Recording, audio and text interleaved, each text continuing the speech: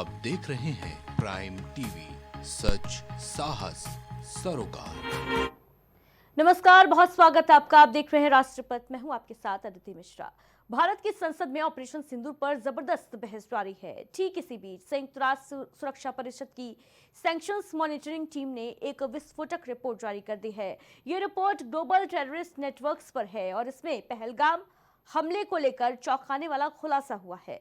माना गया है इस रिपोर्ट में कि पहलगाम हमले के लिए द रेजिस्टेंस फ्रंट जिम्मेदार है।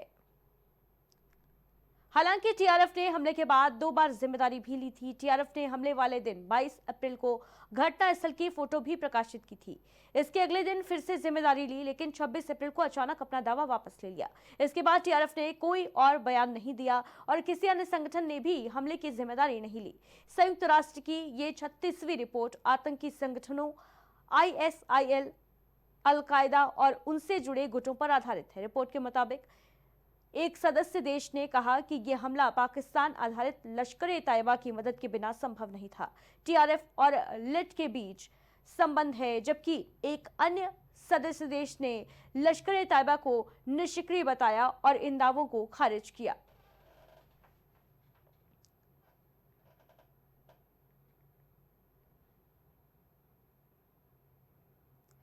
तो इस रिपोर्ट में यह भी कहा गया है, पहलगाम क्षेत्र में हालात बेहद संवेदनशील हैं। आतंकवादी संगठन इस तनाव का फायदा उठाने की फिर से कोशिश कर सकते हैं। आपको याद दिलाते चलें कि पहलगाम की बैसरन घाटी में 22 अप्रैल को आतंकवादियों ने पर्यटकों पर गोलियां बरसाई थी। इस दौरान एक नेपाली नागरिक समेत 26 लोगों की मौत हुई थी।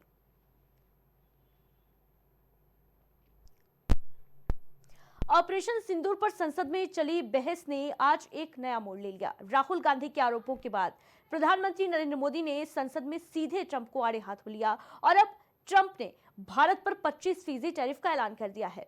तो क्या ट्रंप की ये चाल सिर्फ इत्तेफाक है या फिर सीज फायर पर उठे सवालों का जवाब? ऑपरेशन सिंदूर पर बहस के दौरान जिस बात का डर सता रहा था, आखिर वो सच हो ही गया। जी हाँ, बीते कल विपक्ष नेता राहुल गांधी ने 2 टूक कहा था कि पीएम मोदी सदन में साफ करें कि भारत पाक सीजफायर में ट्रंप का कोई हाथ नहीं था। 29 टाइम्स ही सेड, 29 बार उन्होंने बोला कि भैया मैंने सीज फायर करवाया। अच्छा, अगर वो झूठ बोल रहे हैं तो अपने भाषण में यहां प्रधानमंत्री कह दें कि वो झूठ बोल रहे हैं। यहां पे अगर दम है तो यहां पे प्रधानमंत्री बोल दे कि ट्रंप झूठ बोल रहे हैं। राहुल के भाषण के कुछ देर बाद सदन में पीएम मोदी की एंट्री होती है। ऑपरेशन सिंदूर पर देश के प्रधानमंत्री बड़ी बेबाकी से अपनी बात रखते हैं।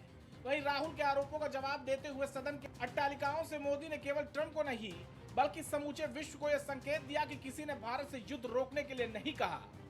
दुनिया के किसी भी नेता ने भारत के ऑपरेशन रोकने के लिए नहीं कहा।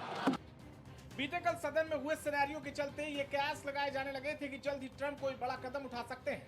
बीते कई दिनों से मनमाने तरीके से दूसरे देशों पर अपना टैरिफ थोपने वाले ट्रंप ने एक बार फिर भारत पर 25% टैरिफ का ऐलान कर दिया है। ट्रंप के इस ऐलान के बाद से विपक्ष को एक बार फिर मोदी सरकार को घेरने का मौका मिल गया। कांग्रेस ने ट्वीट कर मोदी सरकार पर तंज कस दिया। फिलहाल देखना यह होगा कि ट्रंप के इस ऐलान के बाद से देश की सियासत का अगला रुख क्या होने वाला है।